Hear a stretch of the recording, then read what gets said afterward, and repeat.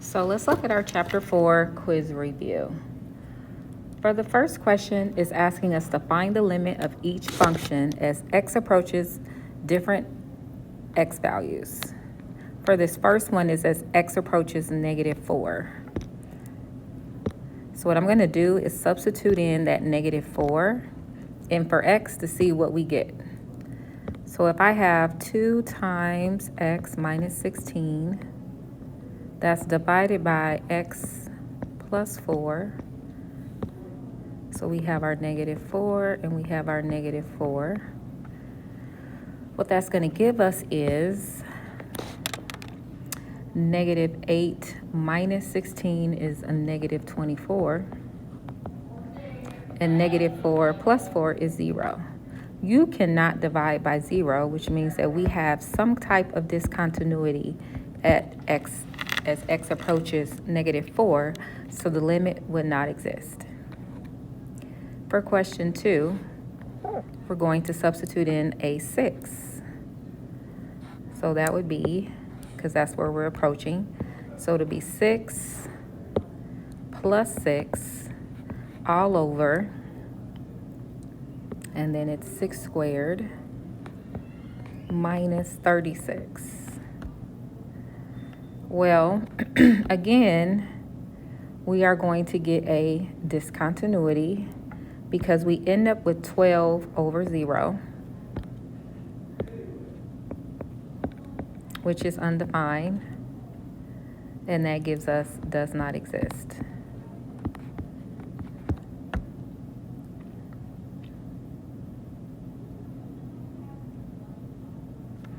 And then lastly for C, let's substitute in our 1.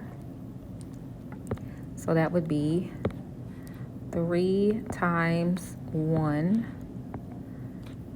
minus 3 all over 2 times 1 squared plus 1. Okay, so in our numerator we have a 0. In our denominator we have 3. And 0 divided by 3 is 0. So the limit would be approaching 0. And that is our answers for question 1. So now let's look at a graph and determine the limits. Excuse me. So as x approaches -1, I'm looking at these 3. These all go together. And they're all referring to this part of the graph. So at the -1, on the left side, which this would be the left side, our graph is hitting that wall here at 2. So from the left, the limit would be 2. From the right, it's hitting here, which is 4.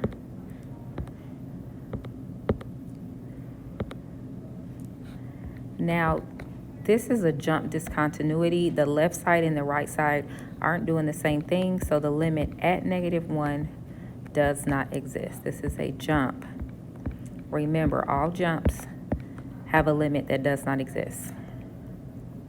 So now let's move over to the portion of the graph where x is approaching 1. So that would be this piece. So looking here, I'm noticing that I have a removable. And because I have a removable, removables do have a limit. All 3 of these should be the same.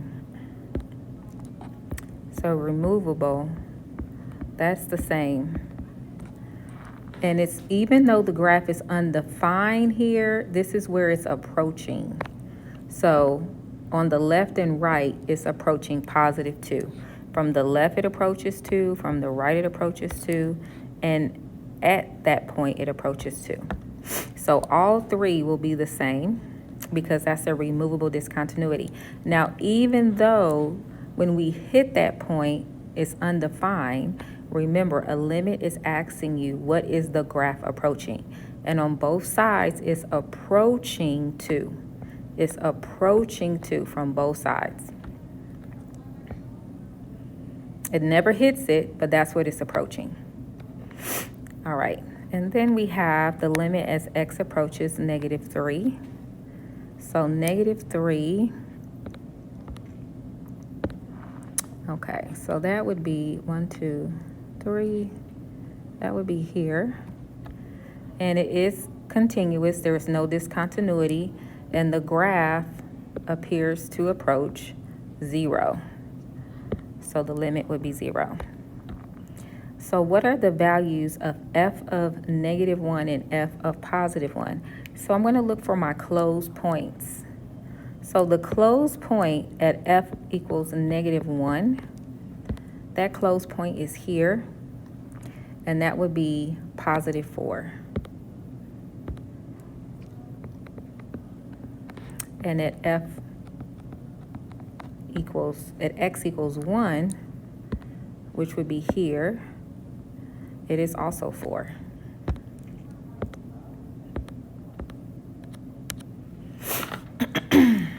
Switch.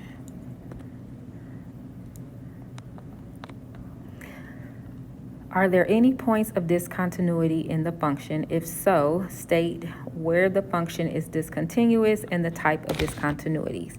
So we have two different discontinuities on this graph. The first one occurs at x equals -1, and that would be here, and that is a jump discontinuity. And our second discontinuity is at x equals +1, which is here, and that would be a removable.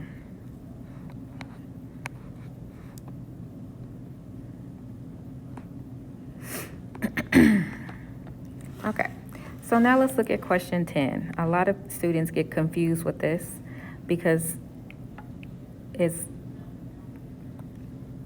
what this question is asking is based off what you know about functions. Which one do we think it is? Well, first thing I notice is that both arrows are going up. So it's an up graph. And because it's the same, I know that the degree has to be even. So that means that it cannot be D, because that has an odd degree. The second thing I notice is because both arrows are going up, the leading coefficient, which I'm going to abbreviate LC, has to be positive. Well, that's going to eliminate A, because in A we have a negative.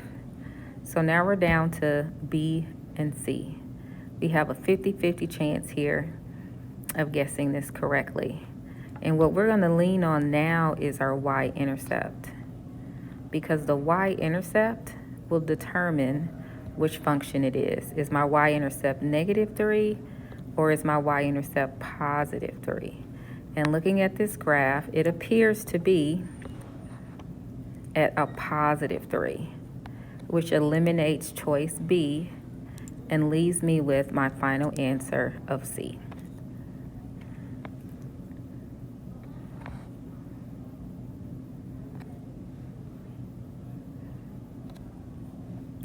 All right, so let's do the same thing with question 11.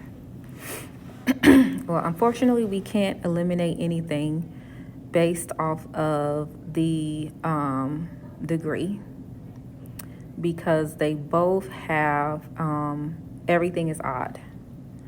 Now, what I do know, though, is that this arrow is going down. So we know it's odd, so it should be opposite.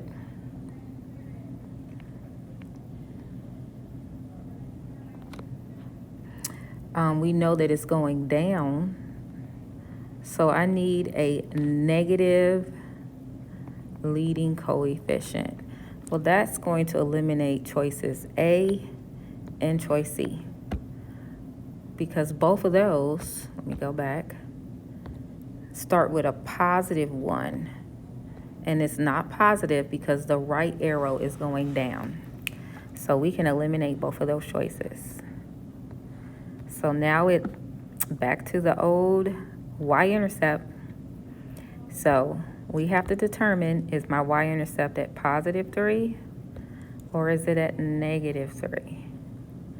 And looking here, it appears that our y-intercept is indeed negative. So the answer choice would be D.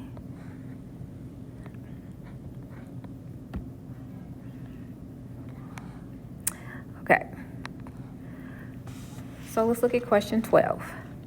Question 12 is asking us to look at the graph to the right and answer the following questions. The first thing it wants to know is our real zeros. A real zero is an x-intercept.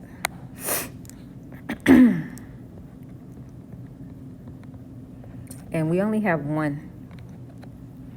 And that appears to be here. So I'm going to approximate that to be 3, 0. The second thing it's asking us to do is identify the y-intercept.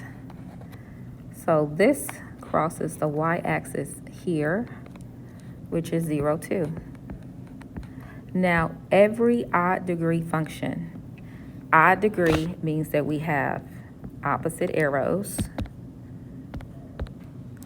odd, opposite, has the same domain of range, which is all real numbers. So my domain would be all real numbers, and my range is also all real numbers. Now we also need to express the end behavior as a limit.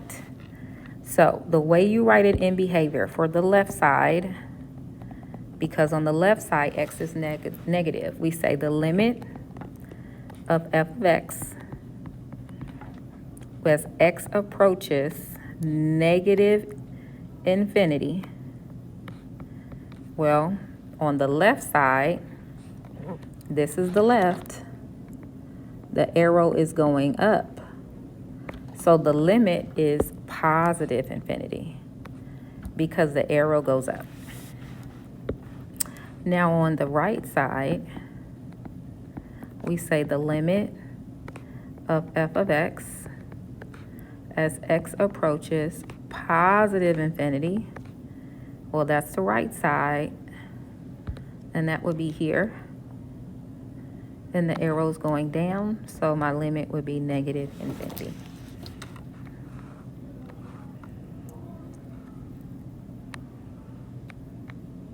All right, so let's look at question 13. The first thing we need to do is add our degrees, and our degrees are associated with an x. This constant does not add anything to my degree. So what I'm going to add together is the 3 plus 1, which means that this is a 4th degree, which tells me that my end behavior is going to be the same. And whenever my end behavior is the same, I can write it as one statement. The limit as x approaches positive and negative infinity. So we'll come back to that.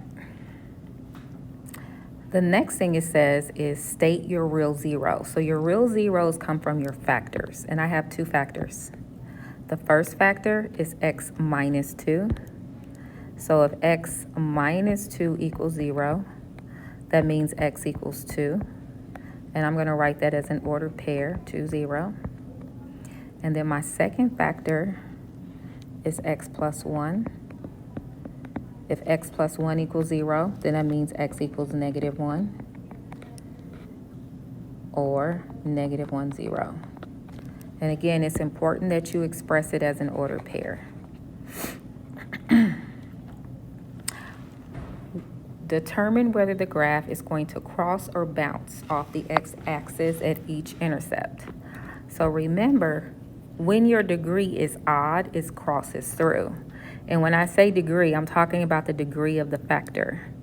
Both of these factors have an odd degree. This factor has a degree of 3, which is odd, and my second factor has a degree of 1, which is also odd. When it's odd, the graph crosses through. So it's actually going to cross. It's going to cross at x equals 2. Well, I'm going to write that as an order pair.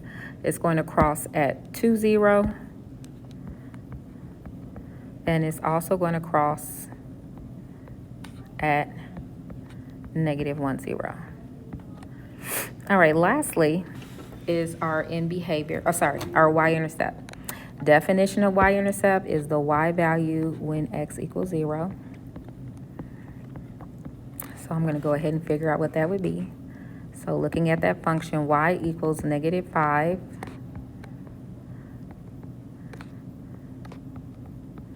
So it says we have a 0 here and a 0 here. And we're just going to see what we get. So take a moment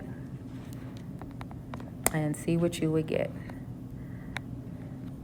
So I know for this first one, I just have a negative 5, and then I have negative 2 to the power of 3 times 1.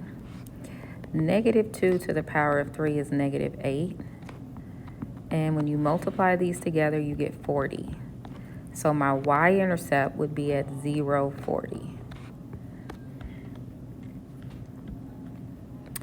And because this is a 4th degree, and I know both sides are going to do the same thing, well, because this one starts out with a negative, that tells me that I have a graph where both arrows are going to go down.